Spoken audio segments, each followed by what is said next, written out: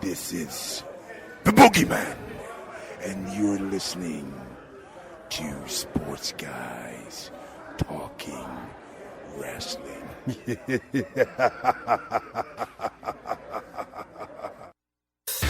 When they're not covering the sports world, they're talking about the world of professional wrestling. It's Sports Guys Talking Wrestling. Now, with Justin Simmons, here's Stu Myrick.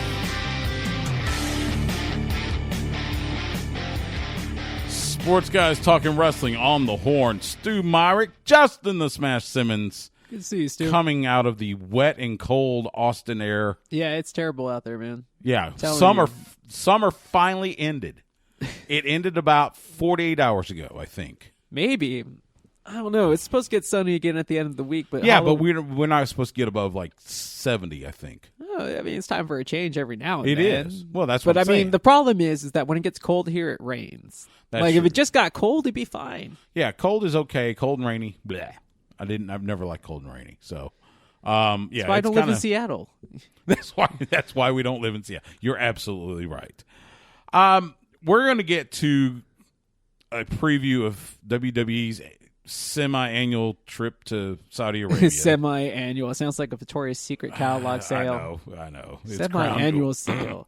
This is our Halloween episode? It's happy Halloween to one and all. What are you going to go as for Halloween? I think that's the most important question. I'm going to go as a lower middle management state employee and part-time radio host. What are you? Which means I'm not dressing up. I was going to say, I guess that's kind of creative, but people get the reference, though.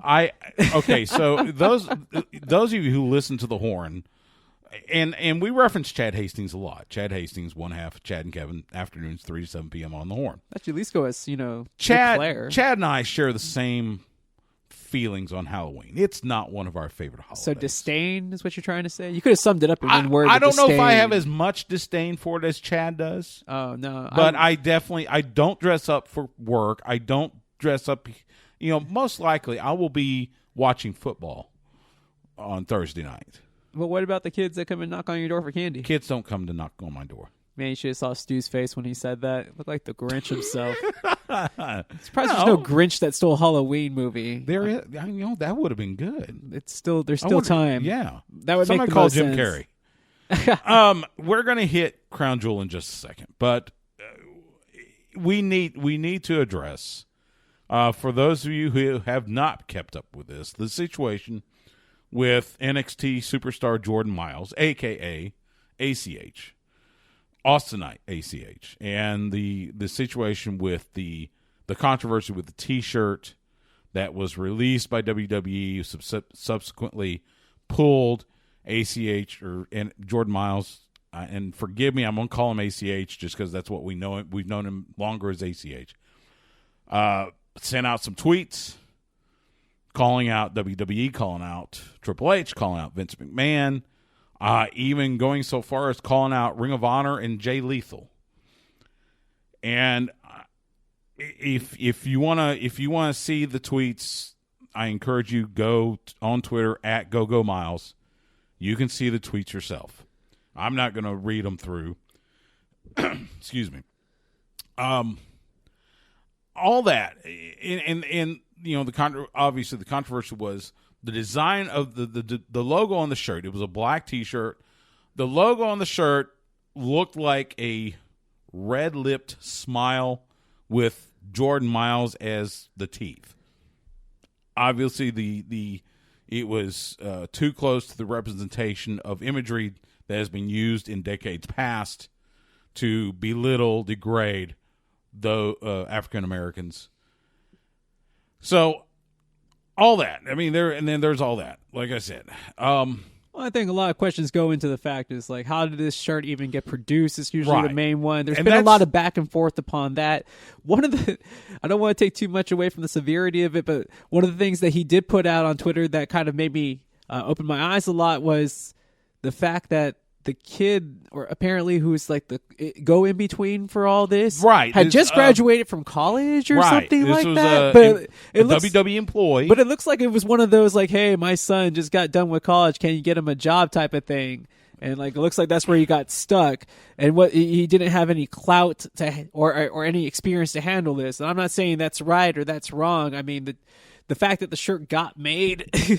I mean, I'm not laughing at it. I'm just all like, that's a serious mishandling of being sensitive to decades past and what that does to a community. And let's not mix words here. WWE has not had the best reputation when it comes to racial stereotypes. I think that's pro wrestling in general, honestly. And pro wrestling in general. WWE gets picked on because they're the biggest. They're the biggest corporation. To have something like that, you would think someone in their vast conglomerate would have said, "Hey, that might look bad." Yeah, like that doesn't look good. Yeah, you would think. And the thing that really surprised me on that aspect of it is this wasn't the first time this year that we've had a situation when it comes to clothing. True.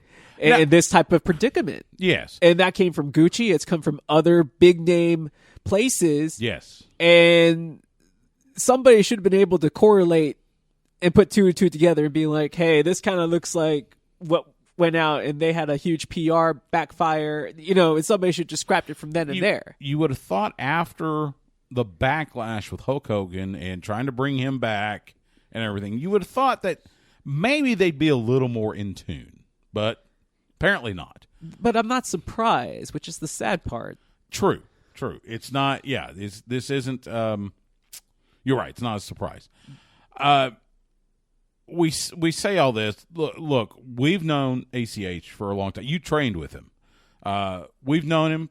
Again, he lives here in Austin when he's not in Orlando. In fact, I think he might be back in Austin. So if you are, how you doing? We've worked with him. We've called matches of his. He's been on the show with us. We count him as a friend, and I think the feeling's mutual.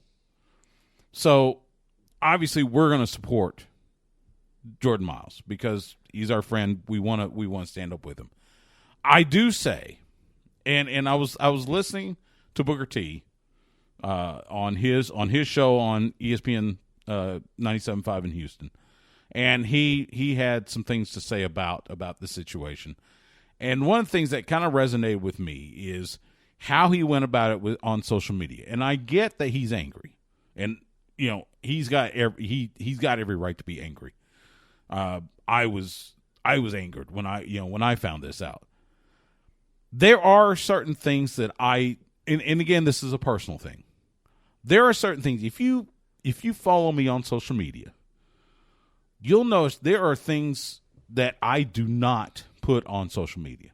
In fact, most of my social media, whether it's Facebook, Twitter, Instagram, it's going to be what I'm doing with the show, what I'm doing at wrestling, what I'm doing, with the horn. Like there'll probably be some pictures this weekend when I'm out at Circuit of the Americas for F1. And then maybe once in a while, some shot of me having a few beers with some friends. And that's about the extent of my social media.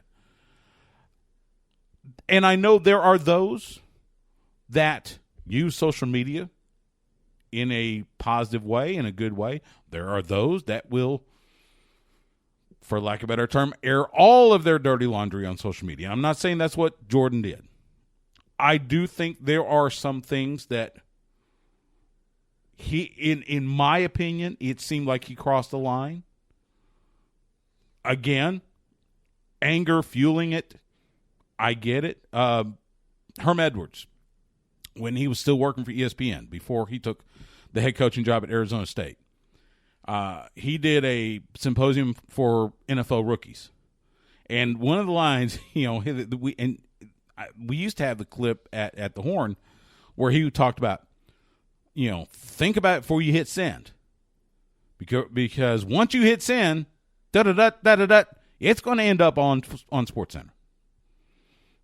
So there were a few things, like for instance, again, he called out Jay Lethal. Now, I've had an opportunity to meet Jay Lethal on several occasions, talk to him.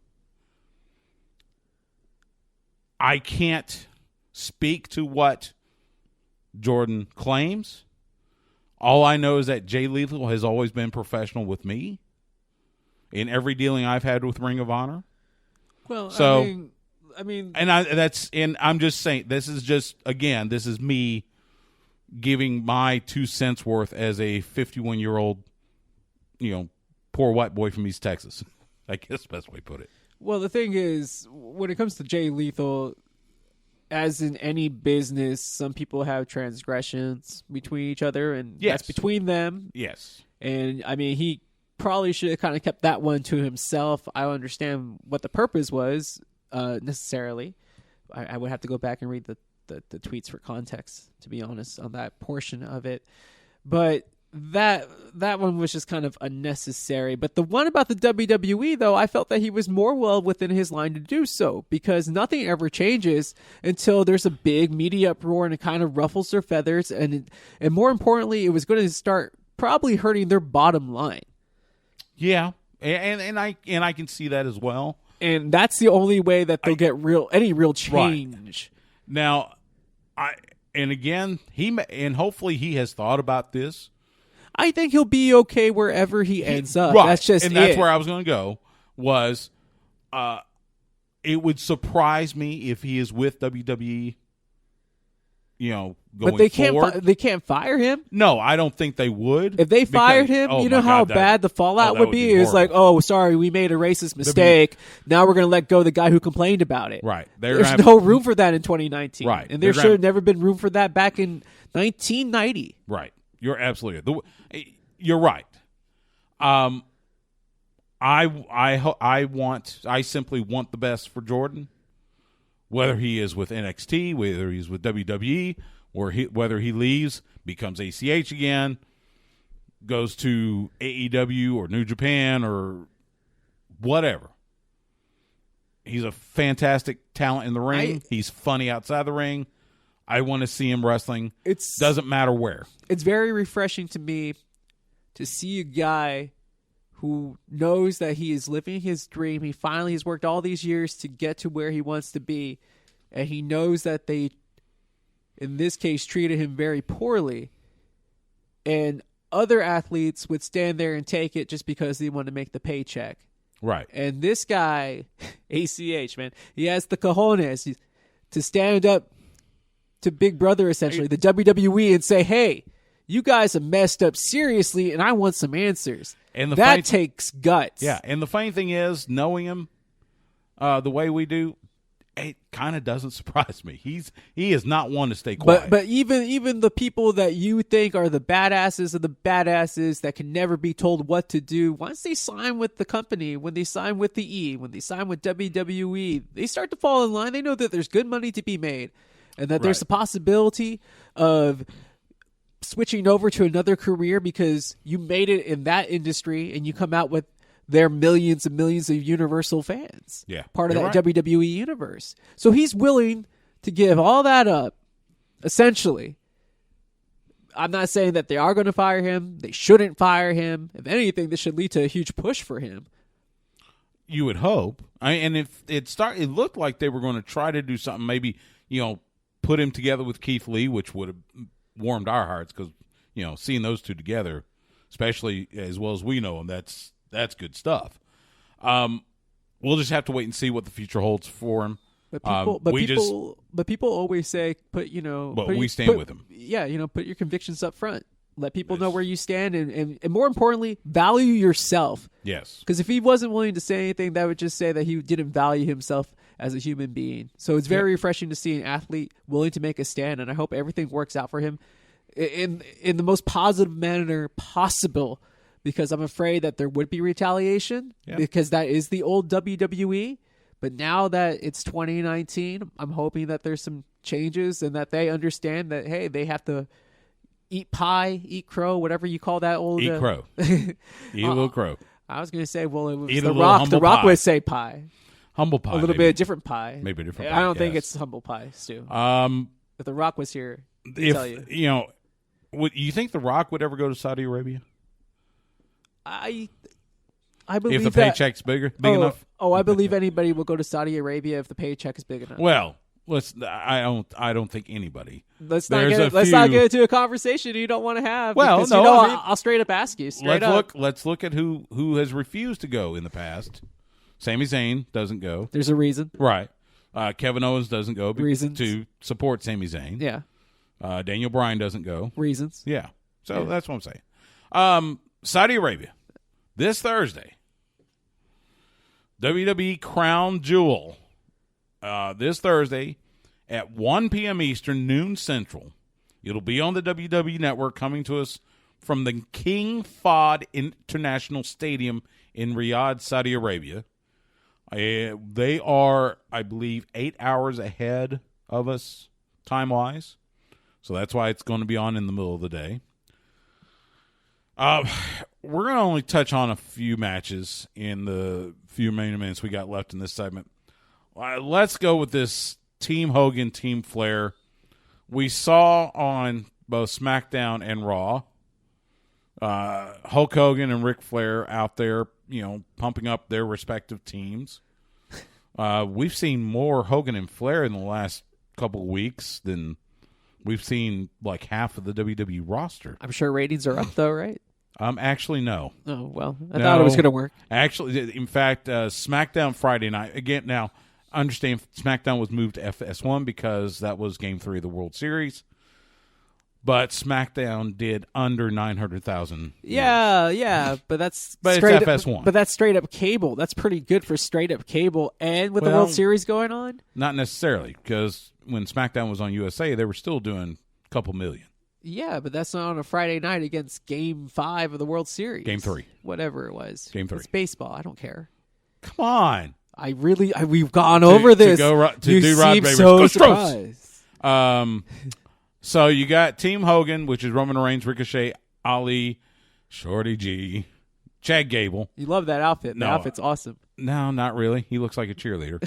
And Rusev against Team Flair, which is Randy Orton, King Corbin, Bobby Lashley, Drew McIntyre, and Intercontinental Champion Shinsuke Nakamura. Who goes over? Team Hogan? You think? Yeah. Just because it's Saudi? Just because Hogan's supposed to be the good guy and Flair's the bad guy? Did you see on Monday Night Raw? Monday Night Raw ends with this Rusev, Lana, Bobby Lashley triangle. Exactly where it should be at the very end of the show. It's perfect. It's after midnight. So basically, after prime time. That's true for the sake of the adult viewership. Yeah, yes, it's perfect. Basically, Lana wants to split from Rusev because he wanted sex and wants to start a family. Yes. Okay. Sure. Yes. Yeah. Braun Strowman. Wait. Now, this is the fun part. So you're telling me that you don't find that as a plausible storyline at all? It's not that it's not plausible. Would you not want to get with Lana? I don't like the storyline every single time if possible, but it doesn't necessarily. But it has nothing to do with it. But I don't want to see it. I don't want to see it on WWE television. This is the most entertaining thing they've done, most Attitude Era thing they have done in like 15 years. I'm one of the ones that I'm okay with the Attitude Era staying in the 90s. This is great stuff. I'm glad you like it. How can you not like it? What's so bad about it? It's just like Rusev is finally getting his due. I think you're only looking at the negative connotations of the fact that the program sucks. I'm not saying that it doesn't suck, but you have to look at the good portions of it. Rusev is finally getting That's not a good portion, in my opinion. Rusev is finally getting the rub he deserves. He's getting the spotlight. He was getting it when they had Rusev Day, and they pulled the rug out from under him. And they've now realized that they messed up because it doesn't matter. He doesn't need Lana now. So this is... It's never... For the longest time, it almost felt like it was about Rusev and Lana. Like, Lana always had to be there, but now... You can see that he can literally stand by himself. He doesn't need Lana. I think they could have gone about it a different way. No, this is great. It's perfect for what they're trying to do. Braun Strowman, Tyson Fury. You can't let Tyson Fury lose because then I think he's got a match in, is it December? And good Lord, the boxing world would have a field day with that. You lost to a pro wrestler in a wrestling match. Yeah, but it's Braun Strowman. You see how big that guy is? But it's Tyson Fury, but the lineal heavyweight champion of the world. It's not even a real belt, Stu. I know. Come on. I know. But still. So who goes over? I mean, if it's wrestler versus boxer, wrestler always wins. This is true. This is true. Does it go clean, or is there a schmoz finish? No, it goes like double DQ, double count out, something like that, where both people get to save face. It's probably going to be like some people running in to run interference on both their behalves. Who knows? Could be. But I don't see a clean finish there. Seth Rollins and The Fiend. Don't care. What? No, because seriously, Seth Rollins has already been advertised to defend championships after this show. So, you already knew he was going to do it. I mean, this will finish the process of The Fiend becoming Bray Wyatt again, right? This will basically, this will. I don't know. Rinse out any possible investor in The Fiend.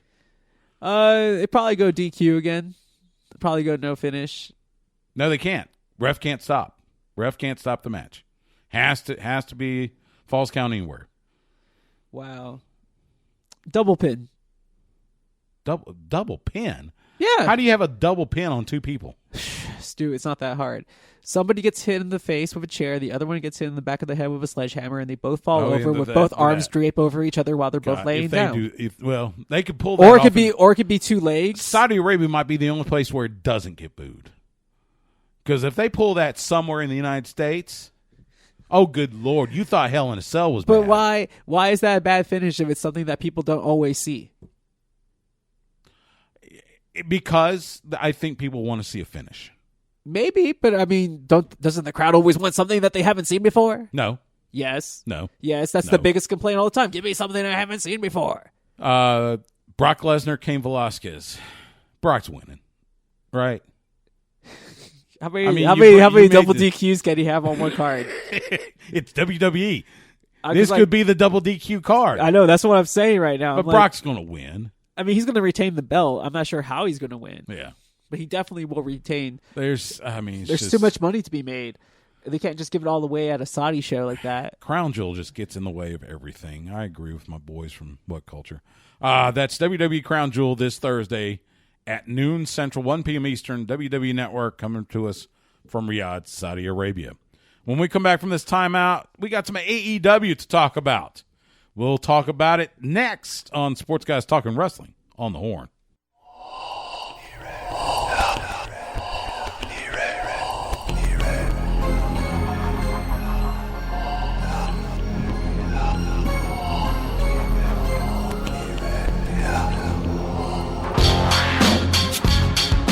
This is Gangrel, the Vampire Warrior, and you're fanging and banging the Sports Guys Talking Wrestling. Want some? Get some. Bat it up. Take some.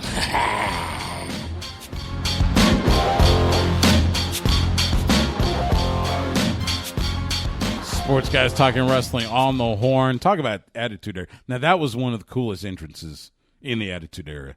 Gangrel and the Brood. Fantastic. Oh, where they came up through the floor? Yeah, came up through the floor, had the chalice thing, Edge and Christian on either side. I mean, as a kid, I didn't know if it was blood or if it was just dye because it looked so real. That was the beauty of it. I mean, and to top it off, I mean, the guy has the fangs. I mean, he really was devoted to his craft. Oh, yeah. Well, when I saw him, when we got that liner, I saw him. It was this past May at Anarchy. When we came back from, the Professional Wrestling Hall of Fame induction. I went on downtown to Anarchy Championship Wrestling. He was teaming with Killer Elite Squad.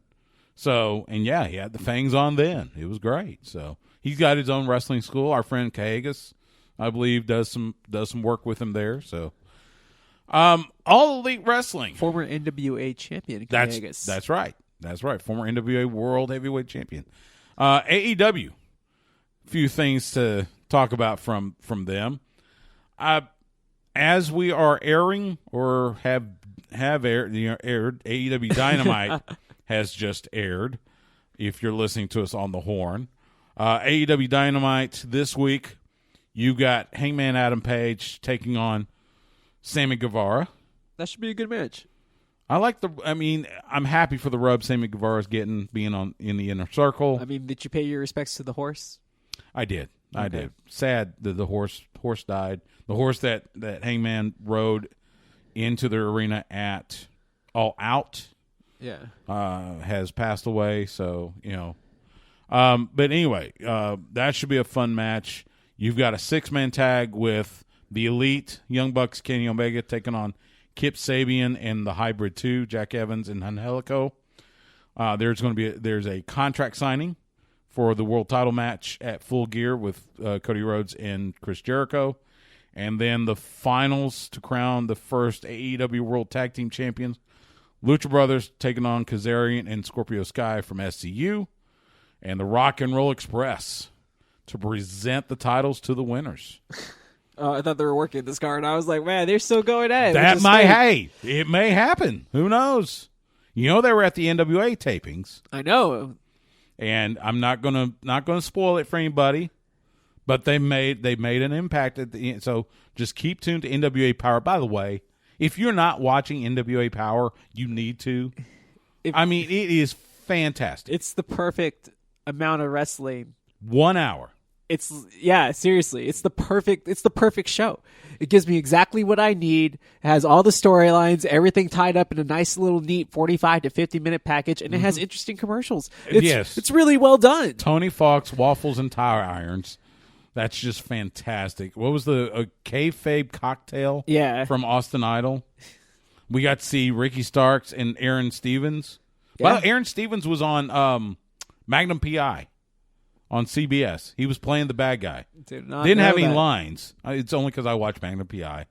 Didn't have any lines, but he was like a psychotic, ex-con that broke out of prison. Do you like the new one? It was cool.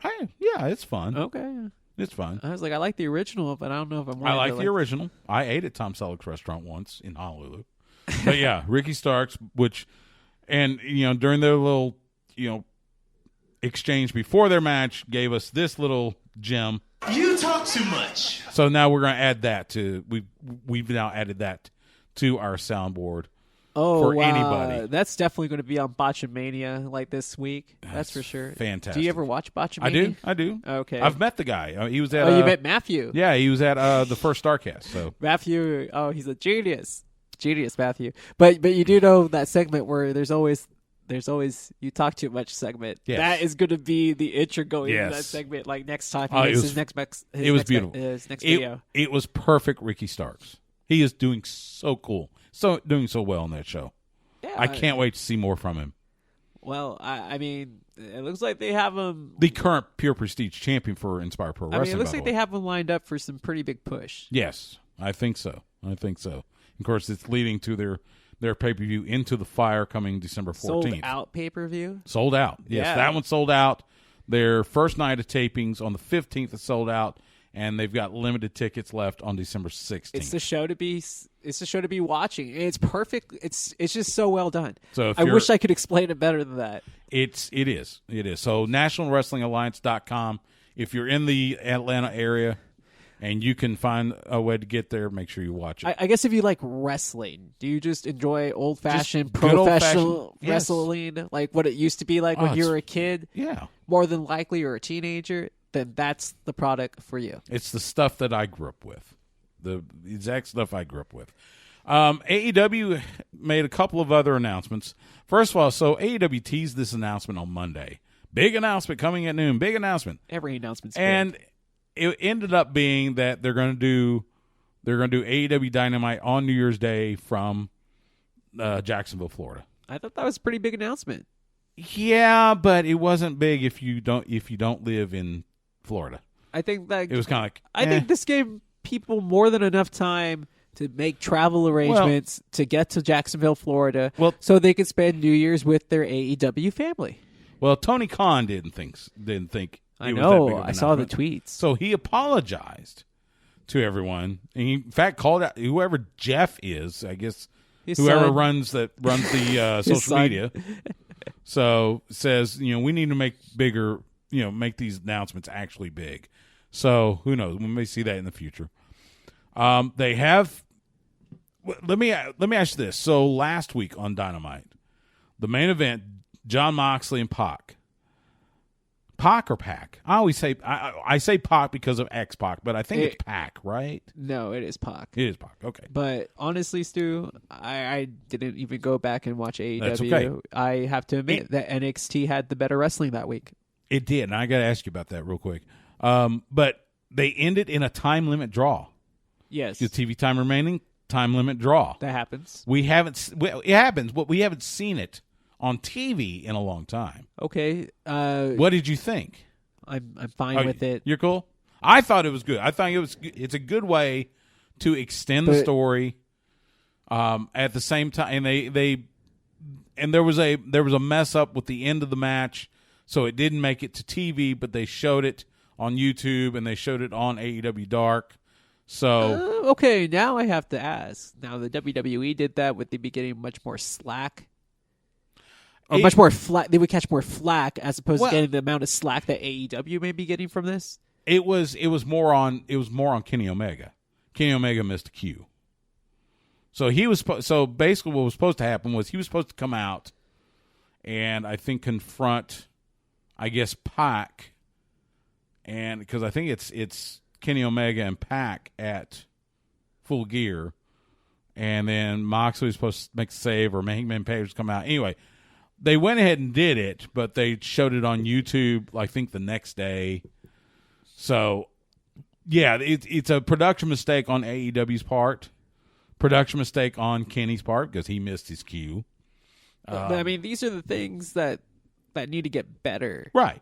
And they do need to get better. And that was one of the issues we had going in with it when they first started. Is like, hey, your production needs to be like now. Here's the funny up to speed. Right now, here's the funny thing: the way the show ended last Wednesday on TNT, you didn't know there was a mistake. Oh, of course not. I'm sure that there isn't. But in other words, it wasn't glaring that there was supposed to be something else. So it was basically AEW saying, "Hey, look, we messed up. So here's the way here's the way it was supposed to end." And they did it. So yes, they've got to tighten that up. There's a couple of I want to see some more promos. Like they tried to do it, and I love having Tony Schiavone out there with the mic, standing with whether it's Cody or Moxley or whoever. I think we need to see more of that, and I think we need some more promos from the wrestlers themselves. I definitely need to see a lot of the other people on the roster. That's another thing. Yeah, it's like I already know the people in the stables. And that's already like half of the roster, though. I don't mean to make light of it, but you have two stables going at each other in AEW, essentially, and there's like 5 of them in Jericho's stable, and those are all top guys. Right, and they've got the tag teams and everything. There's still quite a few of their roster that has not been seen on Dynamite, and they need to. It's also like, I get Rio. I understand that the fans love her. Yeah. But I'm just like, honestly, Rio versus Becky Lynch, I think Becky Lynch would destroy her. Yeah, I think you're probably right. But then again, I wonder what Becky Lynch would do in AEW. I think Becky Lynch is probably the most over performer, male or female, in professional wrestling today, though. Yeah, if only because WWE's bigger exposure. Oh no, I think just everybody likes Becky Lynch. I do. She's definitely the most over person in WWE by far. It's not even close. Seth Rollins wishes he could be as over as Becky Lynch. So, or at least right now, the man's man wishes. Oh, I mean, he's been over before. It's just like nobody wanted. But right now, nobody wanted him to have the belt right now because the Fiend was the hot new toy. Right, and now everybody's kind of yeah, watch Randy moved on from the Fiend. Watch Randy Orton get the title again. They did make an announcement on Tuesday. So as we mentioned, Chris Jericho defending the world title against Cody at Full Gear. They have made an announcement that they will have 3 judges at ringside if the match goes the full 60-minute time limit. AEW does use time limits. If it goes the full 60-minute time limit, a panel of 3 esteemed judges who will be seated at ringside must vote for a winner.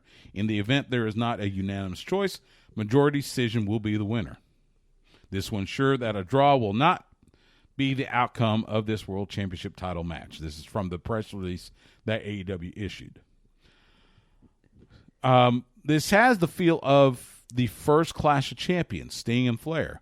You had the three judges. In fact, one of them was Jason Hervey. Oh, I mean, I remember that, but I'm thinking further back than that, man. I'm thinking like Chi-Town Rumble.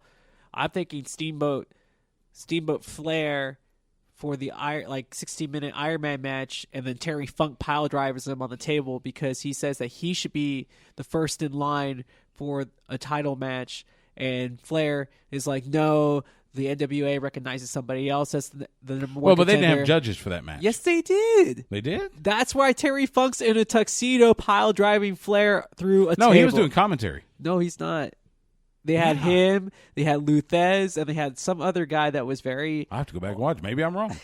I'll go back and watch it now. Oh, man. Anyway, so they'll have three judges. If for some reason Chris Jericho, Cody Rhodes goes a full Broadway at Full Gear in Baltimore. So a couple of the notes from NWA Powerrr. We mentioned Ricky Starks started a nice little program with Aaron Stevens. Colt Cabana now has a shot at Cowboy James Storm in the National Heavyweight Championship.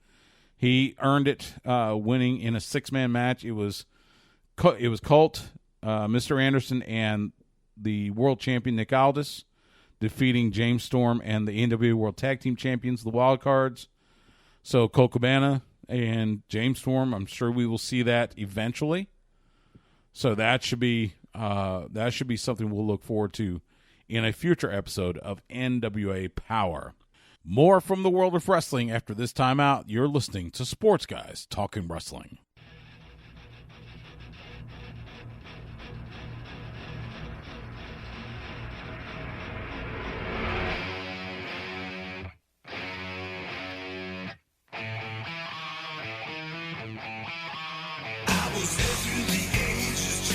This is Unholy Gregory James, and you're listening to Sports Guys Talking Wrestling.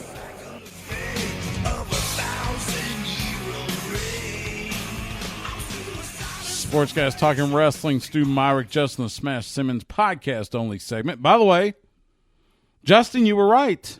There was judges. Wrestle War 89, we just did this during the commercial break. Oh, no, Chi-Town Rumble. Chi-Town Rumble. What did I just say? Wrestle War? Wrestle War. Because we saw him get pile drive. It was Wrestle War. There's been 2 instances with Terry Funk in a tuxedo pile driving Flair. Basically, the one you were talking about, Terry Funk was one of 3 judges with Pat O'Connor and Luthez. Yep. So 3 former NWA World Champions. That was the night Flair regained the world title from Steamboat and turned Flair into a fan favorite. Yeah, because then he battled Funk. Well, he battles I think Funk. that ended in the I Quit match on the Clash of Champions where Gary Hart was going to throw in didn't want him to quit, and he got upset, and then Gary Hart and, was it Muta? Yeah. Attacked Funk, and Flair came in and saved Funk. I think that's what it was. I remember Gary Hart and Muta were there. That's because it was too hilarious. far back even for me. Gary Hart was losing it. It was on ringside. It was great. Fantastic. So, I mean, how sad classic wrestling, everybody. How sad would you have been if Gary Hart never got that run? I mean, he really deserved to have been seen nationally. So I'm glad he got that run. But Gary Hart, and again, I give huge credit to MLW. When I was there, when I was up in North Richland Hills when they were doing their War Chamber match, their War Chamber card. They had the Von Erichs and Kevin was there. They did a tribute to Gary Hart, and I got to talk to Gary Hart's son. And the tribute they gave for Gary Hart, why he is not, he needs to be in the Professional Wrestling Hall of Fame, needs to be in the WWE Hall of Fame. Although I'm not sure that would ever happen. But Gary Hart was one of the greatest minds in pro wrestling.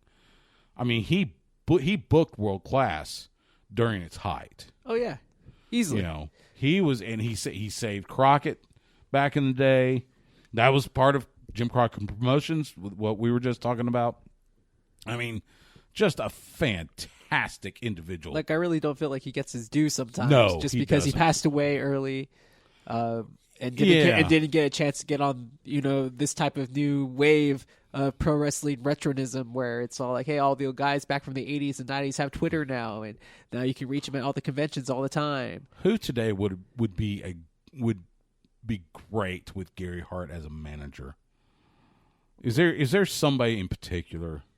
Probably Sami Zayn. Yeah. I think he could take somebody like Sami Zayn and make him amazing. I mean, I don't want to say Nakamura because that's just, the same. It's putting it like with Muta. Yeah, but the success would already be there. It shows you that he could take a character of Asian descent and like actually make him a viable contender where people in America don't just see him as just like some evil foreigner. Actually, I'm thinking Luke Harper, if they were to put Rowan and Harper back as a tag team with Gary Hart as a manager. Yeah, he managed Abdullah the Butcher. Yeah. So I put up pictures. Did you see the pictures I put up on our Instagram from our show in Wichita Falls? That was so fun. That was so much fun. Few news, few notes. Ring of Honor passed along the bad news. They're supposed to be in Dallas on November 9th and San Antonio November 10th. Well, those events have now been postponed till June of next year. And wow. At first, they made it seem like it was only going to be like a month difference, and now you're telling me it's half a year? Yeah, they're now they're saying it is going to be until June, and I'm pulling up the story now. This is from ROHWrestling.com. They have return dates confirmed on June 5th at Gillies in Dallas and June 6th at the Aztec Theater in San Antonio. ROH officials cited operational conflict as the primary reason for the postponement and will provide full refunds to everyone who bought tickets within the next 7 to 10 business days. Those who bought tickets also have the option to use these for the June 5th and 6th events. Well, that's cool then. At least they'll give you the refund if you need that money right now for like Christmas gifts and things like that, which is perfectly all right. And they usually do right by the fans. They do. That I am not worried about. The concern I have is looking at what Ring of Honor has been dealing with the last few months, especially with this whole paradigm shift, to borrow John Moxley's phrase.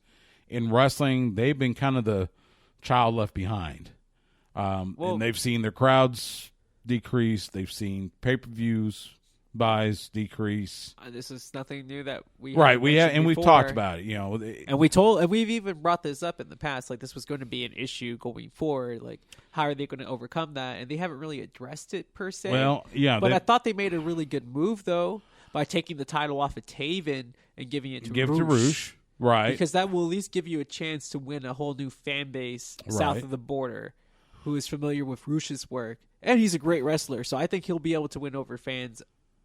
Well, and that's the thing, because from the way it looks, and again, I still have not seen anything official, but from the way it looks like they no longer have any type of working relationship with New Japan. They no longer have a working relationship with CMLL. Yeah.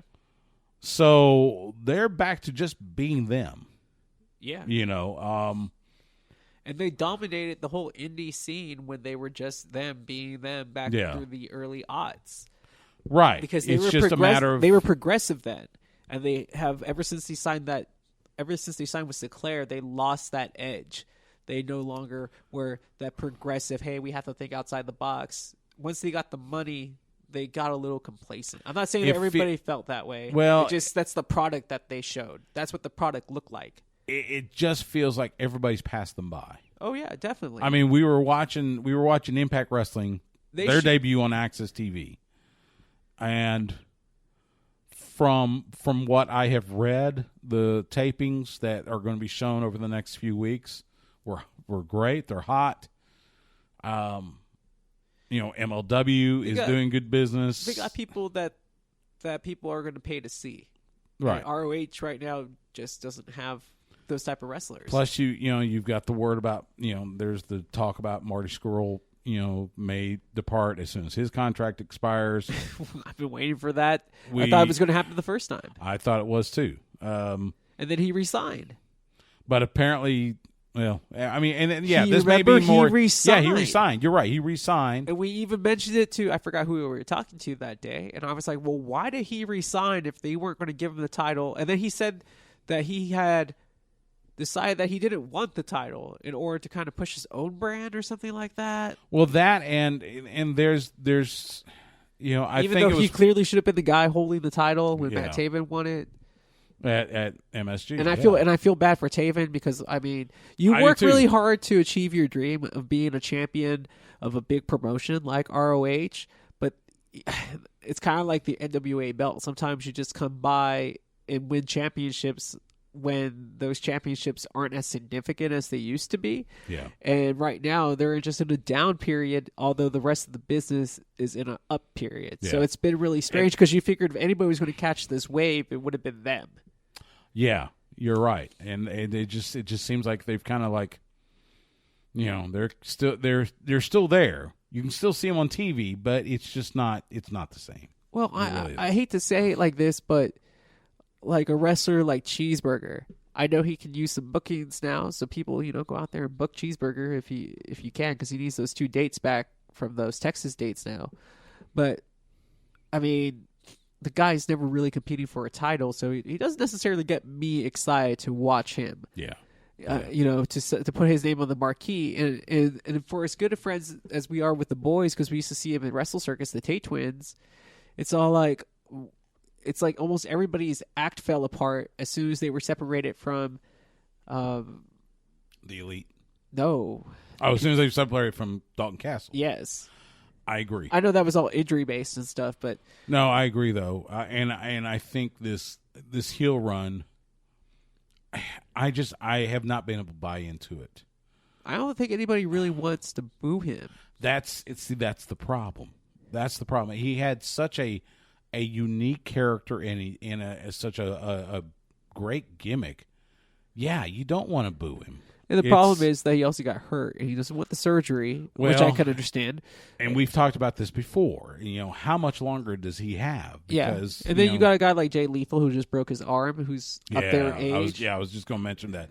Broke his arm during their Honor United tour in the UK over the weekend. He's hopeful he can be back in time for Final Battle in December, but we'll wait and see. I'm sure he could work through it, but at the same token, or at least make an appearance and not have to get in a right. match. Well, they turned him heel and paired him up with Gresham. They attacked the Briscoes over the weekend, so it looks like there could be a program between Gresham and Lethal and the Briscoes. I know, but think about it right there, man. It's only one guy that's new in that whole little rivalry out of the 4. That's what's hard to watch, where it's like, I've seen the Briscoes 1,000 times. I've seen Jay Lethal do Jay Lethal things. And Gresham's good, but it's like, is this going to get the push that he needs to become the next star of ROH? Because ROH needs a star. And I'm hoping that it's Roosh. I don't know if it's going to be Roosh. But they gave him the title really early. Yeah, they did. I'll be honest. I was surprised when they gave it to him. Yeah, I was like, he's the champion now. So he had only been there for 4 months, 5 months. Yeah. So, did you see this? So Matt Sydal is going back to Evolve, except he's not going to be Matt Sydal. Yeah, I was. He's going to be Evan Bourne. I was going to say, I heard about this Evan Bourne guy. I don't know who this Matt Sydal character is. They've got a couple events next week, I think, up in the New York area, where he's going to wrestle as Evan Bourne because of their connection with WWE. Yeah, so he can use that moniker again.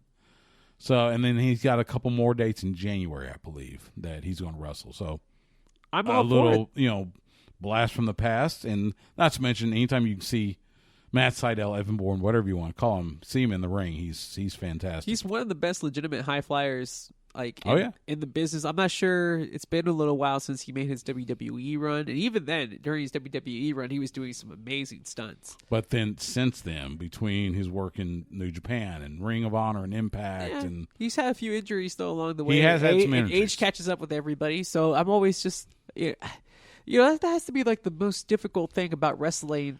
Father Time style. is undefeated. It's like, I understand that everybody could do a suicide dive through the ropes or a tope, whatever you want to call it, but I guess you can always bust out a moonsault. Almost anybody can do that one, but when your whole offense is predicated on these amazing aerial maneuvers, I'm just like thinking, you can't do that forever. What else are you going to do after you can't do that no more? Yeah, we've talked about it before. All the high flyers. How long is their career? How much does their career get shortened with all those high impact moves? Like I always, we didn't really touch on it last week, but the whole Marco Stunt thing, where everybody was all like, "Well, what did everybody think of Marco Stunt?" And like everybody's like, "Yeah, I meant to mention that. Yeah, there was, and I'll be honest, I did not follow what the controversy was. That he looks like a little kid in the ring, and that's not believable. Okay, because it looks like the kid from WrestleMania. He looks like Nicholas. Yeah, he looks like no bigger than that dude, and it's just kind of like, I get it. It's a little hard to. It's like watching a video game essentially come to life. Don't get me wrong, he does fantastic moves and he's worked really hard and he puts his body on the line just like every other high risk professional wrestler. Nice guy. I get it, but it's sometimes it can be a little difficult when you're only 5 feet and you're not going against somebody that's near the same size. Or you don't have the build. Like at least Rey Mysterio, like when we met him, he's shorter than I am. He's not a big dude, but he's wide shouldered. He has muscles. Yeah. I'm just saying that he looks like a pro wrestler. Yeah, you're right. Yeah. Ivan Putski was only like 5'5", but he looked like a pro wrestler. Jungle Boy looks huge in comparison. Standing next to Marco. Yeah. We saw Ronnie Garvin. Yeah. He's not a big dude, but he's thick. He's exactly, but Marco Stunt doesn't look like that. Right. And I'm not saying that, it's pro wrestling. I get what his gimmick is. He's supposed to be kind of childlike. I get that, but sometimes it's just like people were just kind of up in arms where they're just like, well, I enjoy it. And I'm like, that's great. You enjoy it. And I'm saying like, well, it's cool if you enjoy it. That's fine. Wrestling's wrestling. But I'm just like, what does he do after he can't do the high flying moves? Because I think we've already seen this character before. I attribute Marco Stunt closest to Spike Dudley. But Spike Dudley could wrestle. Well, to a certain extent. But even Spike Dudley was bigger than Marco. Oh, yeah. Spike Dudley was bigger, but he was still a thin dude that had no real muscles. Also, he was standing next to Bubba Ray and Devon. Yeah, but he's still like, I mean, all the risks were there. I'm just saying that, like, I don't know. I always felt that he could perform a wrestling match if he had to. I don't know if Marco Stunt could do it being grounded. I just don't. Like the day that I've not seen enough of him to say whether he's got a good mat wrestling. Like I'm just worried. Yeah, like the day that Marco Stunt gets to be 40 years old and it's a little too hard to just run up and jump off the ropes because your body's taken a beating over the years. Yeah, and you still want to be part of the business.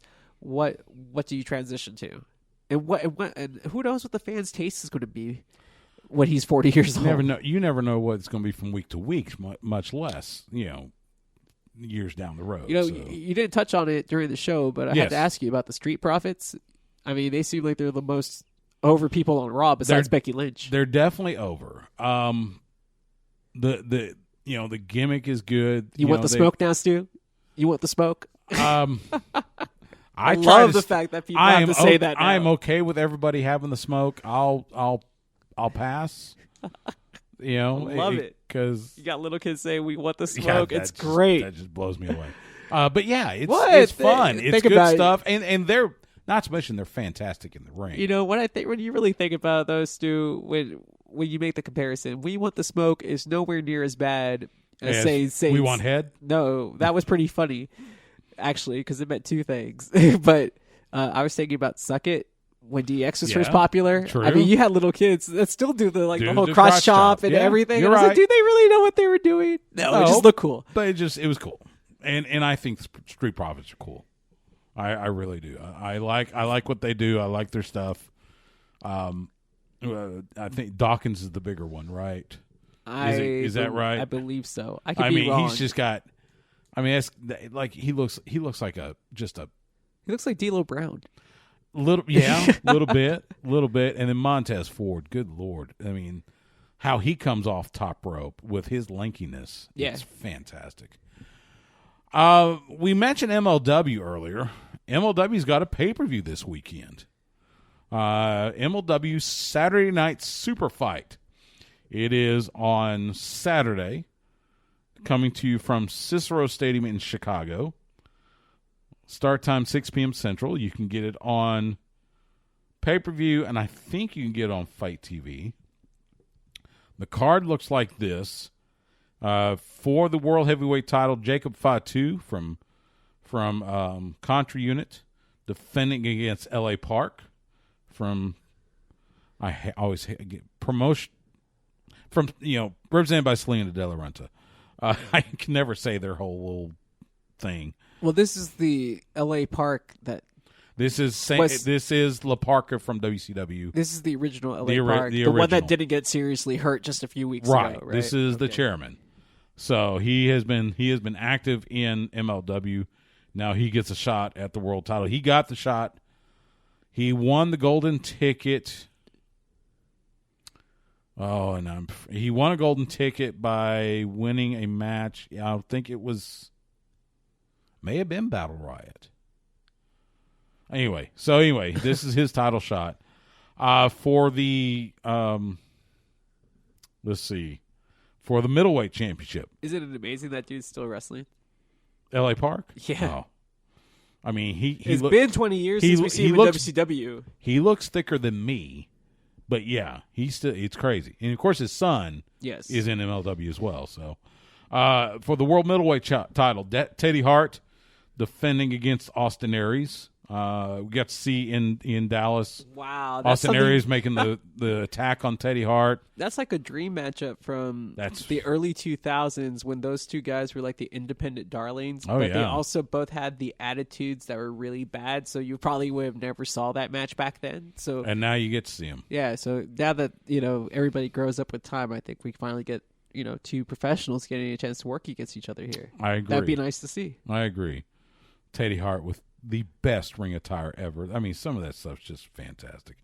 For the World Tag Team titles, Dynasty, Richard Holiday and your buddy MJF, defending against Ross and Marshall Von Erich. Now, Ross and Marshall Von Erich I don't think they have lost yet in MLW. My guess is they might do it here. But, of course, I'm going to be rooting for Ross and Marshall. Because, yes, they are my friends. I know. I thought you would have said this is the time where the title changes. Yes. I'm like, I can see that happening. I agree. I think I hope it does. Because I would love nothing more than see the Von Erichs. I think the more with gold that MLW decides to use AEW characters, the more they have to de-emphasize those AEW characters within their own promotion and push people. I think they're doing what ROH was doing before TV became a big thing for both companies. Yeah. In lieu like this, remember we were talking about how ROH had the support from New Japan Pro Wrestling at one point. They have agreement with them, CMLL. Yeah, so at one time the NWA. Yeah, so they were using those other superstars to build up their own homegrown talent. Right. And get those guys over. And they did a tremendous job of doing that. And they had like the class of classes that went on to give us the next great generation of professional wrestlers from Daniel Bryan, CM Punk, Samoa Joe, Jay Lethal, all those guys, right? Great. Yeah. That's what Seth Rollins. Yeah, that's what they are not being able to do now. Yeah. And this is what MLW is essentially looks like they're doing in a somewhat smart way where it's like, hey, we're using these guys from AEW, we're using these guys from other promotions, but we have guys that we signed that we want to push, and we're going to utilize the rub from those talents and hopefully get those new guys over. Right. Because they need their own homegrown stars, so to speak. And the other thing about MLW, did you see where they picked up the executive producer? Yes. From Lucha Underground? Chris, what's his name? So I'm wondering what direction they want to take that show in. Yeah, I wonder that myself. Now, he worked in WWE at one time. He's worked in other wrestling companies, but yes, he is probably best known right now. He was the executive producer for Lucha Underground. I mean, when Lucha Underground first came out, amazing. Nothing else like it. The storylines were so great. That's the storytelling WWE wishes they could do. But then when it got too convoluted and a little too magical, like there's a certain amount of fantasy I think a lot of wrestling fans are willing to oversee, and then there's just There's something that's even it's just way too far. Right. So anyway, that's for the world tag titles. Like, you can have one Undertaker on the show, but you can't have a show full of all Undertakers. Right. That's right.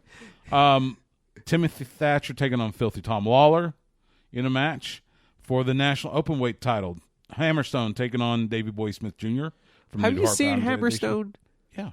Okay, I've seen him a couple of times, but he's really prominent on social media, and I haven't seen that much of him. What do you think of Hammerstone?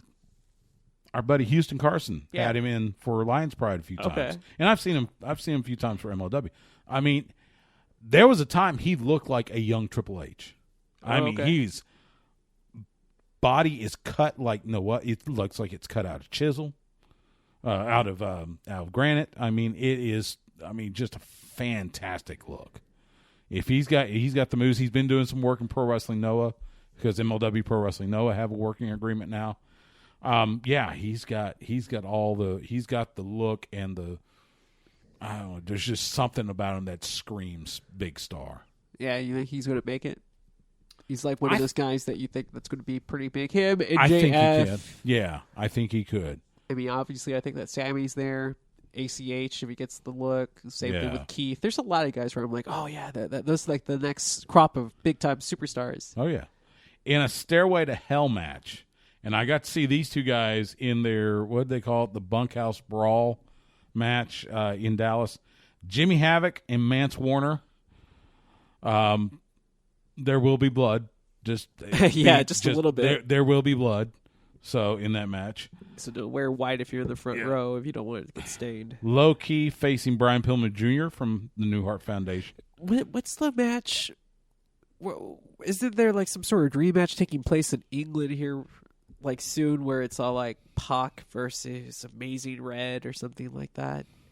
Like it's like some sort of tournament. Now that you say that, it sounds a little familiar. Because I was like, that's one of those type of matches right there. Injustice taking on Septimo Dragon, Gringo Loco, and Puma King. Plus, in the live pre-show, you got Contra Unit, which is Akira Kwan and Simon Gotch taking on Douglas James and Dominic Garini taking on the Spirit Squad. Zenshi faces Hio de la Park. Savio Vega facing our guy, one half of the Dirty Blondes, Lee O'Brien. And the Latin heartthrob Gino making his MLW debut in the pre-show for MLW Saturday Night Super Fight, facing Airwolf. So that is that's MLW Saturday Night Super Fight. It is this Saturday, 6 p.m. on pay-per-view. Get it on pay-per-view, Fight TV. If you're in Chicago, you can still get tickets, MLWtickets.com. When we come back from this timeout, we'll let you know what's happening in independent wrestling around the area. You're listening to Sports Guys Talking Wrestling.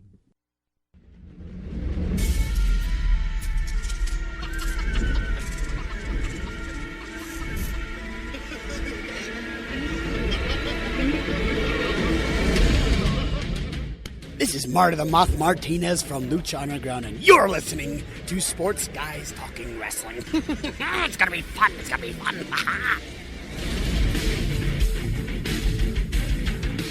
Sports Guys Talking Wrestling. On the horn, Stu Myrick, Justin the Smash Simmons. Some good wrestling happening this weekend as we turn the page to November. Can you believe it's already on the verge of November? Yeah, it's cold outside. But where did the year go? Good Lord. I mean, I've been pretty busy, so I can't complain. We've been busy, I know, but still, it's just gone by really fast. Anyway, some good wrestling happening this weekend. We're going to tell you about. We're going to start up in Haltom City. Pro Wrestling Dallas / VIP Wrestling presents Battle Lines Friday at the Haltom Theater in Haltom City. Bell time 8 p.m. Rhino will be there. Homicide will be there. The current VIP champion Barrett Brown will be there. The New Heart Foundation, Teddy Hart and Davey Boy Smith Jr. will be there, and more. That's Battle Lines Friday night in Haltom City. Texas Wrestling Entertainment presents November Pain Saturday at Limitless Sports Academy in San Antonio. Bell time 7:30 p.m. Max Castellanos, Roddy Mack, Jazz, Terrell Tempo, and more. That's Texas Wrestling Entertainment Saturday night in San Antonio. Metroplex Wrestling has The Sacrifice Saturday at the MPX Arena in Bedford.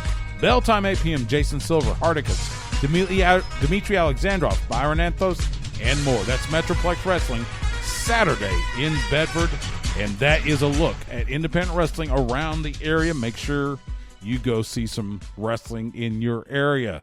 Should be a good weekend for it. Well, I mean, you get to watch wrestling at home on WWE Network with Saudi Arabia show, which everybody's really excited about. That'll be on Thursday. You have Friday night nobody's really SmackDown. excited about it, right? Can you imagine having to go from Saudi Arabia and you got to fly from Saudi Arabia to Buffalo for Friday Night SmackDown? Well, at least they got it on the East Coast. Yeah, no kidding. Hopefully hopefully they'll get jet lag's going to be. Oh, it's going to be atrocious. awful. It's going to be awful. But I mean, that's what you sign up for. That is what you sign up for. I mean, and think about it, the travel used to be worse. What do you got going this weekend? Oh, just work. Just more games. Lots of games going on as always. Yeah, pretty much. And just trying to get over this cold so I can get ready for next week and stuff. Halloween, obviously. Want to get ready for Halloween. I don't want my Randy Savage costume to go to waste because Stu doesn't believe in the whole dressing up thing. So it's not. I told him I wanted to do the makeup powers. He just didn't want to wear the Hogan costume. No, I don't. No, I don't. I'm not feeling.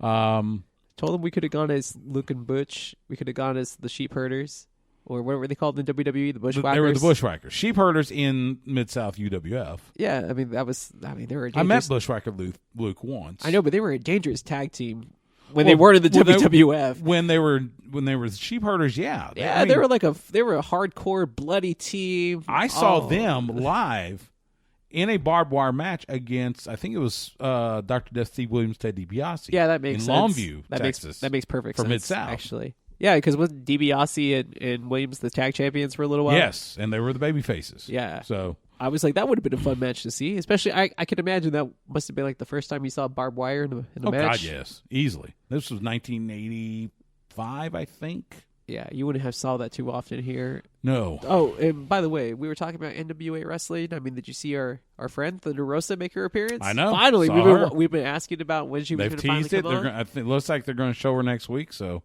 yeah, looking forward to that. Let's see. This week, Friday night, Lake Travis has their home finale for the regular season as they face Hayes. No, they've already had homecoming. Okay. They face Hayes right now. It's just a matter of seeding.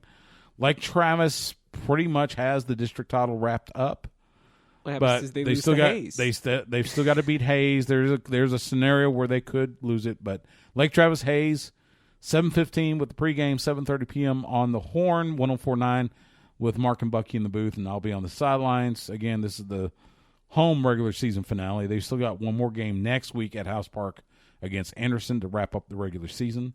But as it stands right now, Lake Travis is in the driver's seat to win the district title and get their first round playoff game at home. You know what's interesting is that Anderson Lake Travis matchup is looking a little bit more appealing than it would have had in years past, just because Anderson has that quarterback.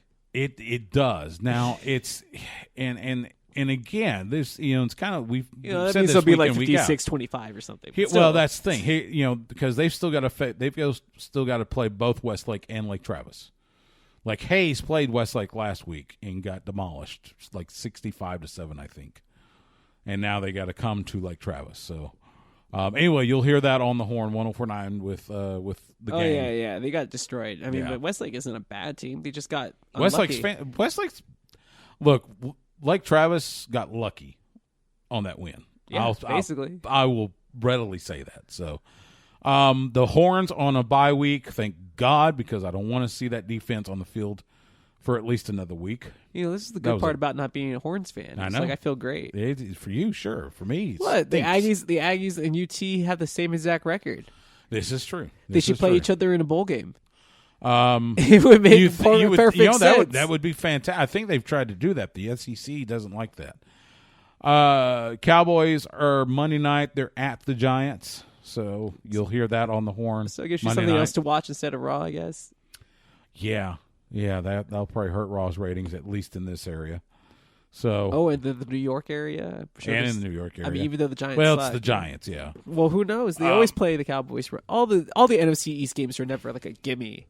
I never feel that they're a gimme. Yeah. This weekend, since the Horns are off and Cowboys don't play till Monday. I'd still be there anyway, but I will be at Circuit of the Americas for vroom, vroom. For the 2019 Formula One Emirates United States Grand Prix. Lewis Hamilton ready to clinch. I think this will be his 5th F1 World Championship. I was like, by the time he always gets to here, he rarely ever needs to win anymore. He's usually he won last week in Mexico City. Mexico has not been kind to him, but usually he ends up off the podium but clinches. This time he actually wins the race due to some great tire strategy and still didn't clinch. But apparently this week, I think all he has to do is finish 8th or better on Sunday here in Austin, and he will clinch his 5th F1 World title. So wouldn't surprise me if he gets it done. It wouldn't surprise me. But it depends on how the weather is going to be. The weather's supposed to be fantastic this weekend. We'll see. It's supposed to be gorgeous. Hopefully. I hope so too. Besides, you got Pink coming in. You got Imagine Dragons. See, Cool and the Gang are going to play after the race on Sunday. There's some classic for you. I mean, I'd be down for Cool and the Gang. I bet Bucky would love. Would love to see. I've Cool seen and Earth, Gang. Wind, and Fire. I mean, those are my dudes. Anyways, F1 weekend is in town. If you get a chance, come out. I think it's thecircuit.com for tickets. But it's always a festival for the eyes. We'll put it that way. Plus some great racing. So if you ever wanted to be in company of the elite, I mean the richest people on the planet, this is the place to go to see that. No kidding. You wanted to see private jets, you want to see private helicopters, go to COTA. Yeah. That'll do it for this week's Sports Guys Talking Wrestling. You can follow Justin the Smash Simmons on Twitter, Instagram, and Twitch at The Smash Simmons. You can follow me on Twitter and Instagram at Stu Myrick. That's STEWMYRICK. You can follow the show on Twitter at SGTWATX. You could find us on Facebook and Instagram at Sports Guys Talking Wrestling. We are proud to be the official broadcast partner of the Professional Wrestling Hall of Fame, and we're proud to be a part of the great lineup you hear every day on the flagship station for the Texas Longhorns and your radio home in Austin for the Dallas Cowboys. We are The Horn. Catch us Wednesday nights, 10 p.m. Central on The Horn, or catch us anytime on demand by going to hornfm.com and click on the on-air tab, or by subscribing to us on your favorite podcast platform. For Justin, I'm Stu. Have a great Halloween. We will see you at the matches.